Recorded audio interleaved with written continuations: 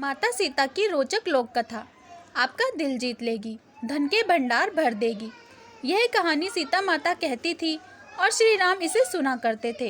एक दिन श्री राम भगवान को किसी काम के लिए बाहर जाना पड़ गया तो सीता माता कहने लगी कि भगवान, मेरा तो 12 वर्ष का नित्य नियम है, अब आप बाहर जाएंगे तो मैं अपनी कहानी किसे सुनाऊंगी। श्री राम ने कहा कि तुम कुएं की पाल पर जाकर बैठ जाना और वहाँ जो औरतें पानी भरने आएंगी उन्हें अपनी कहानी सुना देना। सीता माता कुएं की पाल पर जाकर बैठ जाती हैं। एक स्त्री आई, उसने रेशम की जरी की साड़ी पहन रखी थी और सोने का घड़ा ले रखा था। सीता माता उसे देख कहती हैं कि बहन, मेरे 12 वर्ष का नित्य नियम सुन लो। पर वह स्त्री बोली कि मैं तुम्हारा नित्य नियम सुनूंगी तो मुझे घर जाने में देर हो जाएगी और मेरी सास मुझसे लड़ेगी। उसने कहानी नहीं सुनी और चली गई।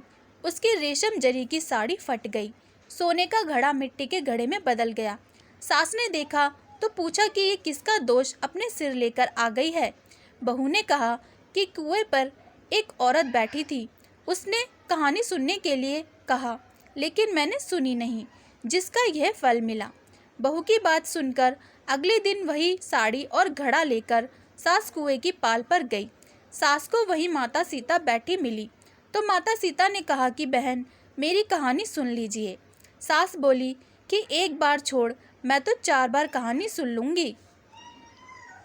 राम आए लक्ष्मण आए, राम आए लक्ष्मण आए, देश के पुजारी आए, नित्य नियम का नेम लाए, आओ राम बैठो राम, तपी रसोई जियो राम, माखन मिश्री खाओ राम, दूध बताशा पियो राम, सूत के पलका मोठो राम, शाल दुशाला पोठो राम, शाल दुशाला ओढ़ो राम, जब बोलूं जब राम ही राम, राम सवारे सबके काम, खाली घर भंडार भरेंगे, सबका बेड़ा पार करेंगे, श्री राम जय जय राम। सास बोली कि बहन, कहानी तो बहुत अच्छी लगी। कहानी सुनकर सास घर चली गई और उसकी साड़ी फिर से रेशम जरी की बन गई। मिट्टी का घड़ा फिर सोने के घड़े में बदल गया। बहू कहने लगी, सासू माँ, आपने ये सब कैसे किया? सास ने कहा कि बहू, तू दोष लगा के आई थी और मैं अब दोष उतार कर आ रही हूँ। बहू ने फिर पूछा कि वह कुएं वाली स्त्री कौन है? सास बोली कि वे सीता माता थी।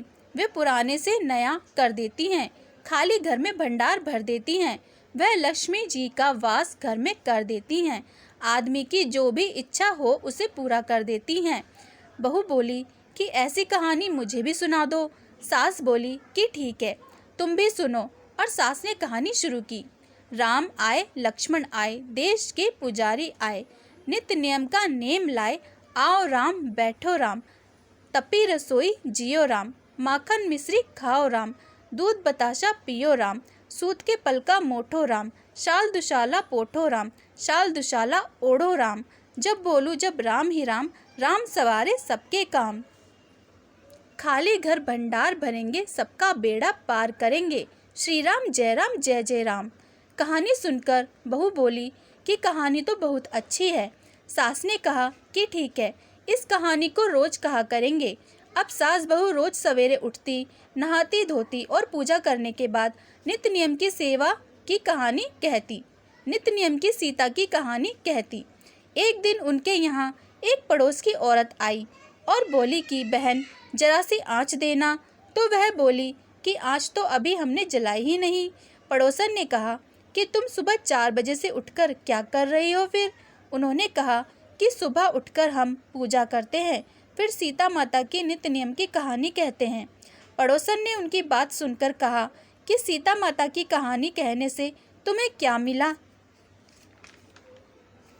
वे बोली कि इनकी कहानी कहने से घर में भंडार भर जाते हैं, सारे काम सिद्ध होते हैं, मन की इच्छा भी पूरी होती है।